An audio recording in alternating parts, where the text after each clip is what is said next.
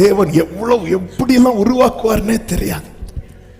வளர்ந்த எலும்புகள் நிறைந்த பள்ளத்தாக்குல இந்த எசேக்கியேலை கொண்டு வந்து நிறுத்தி இத பார்த்து பேசு அப்படிங்கிறார்.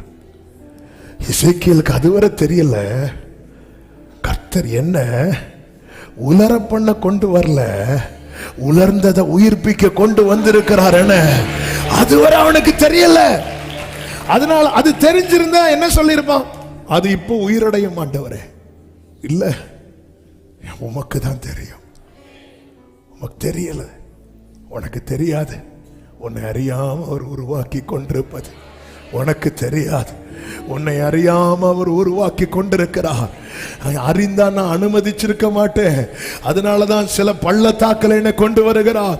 சில அழுகையின் பள்ளத்தாக்கு, சில மரண இருளின் பள்ளத்தாக்கு, சில உலர்ந்த எலும்புகள் நிறைந்த பள்ளத்தாக்கு உன்னை அறியாமல் உருவாக்கி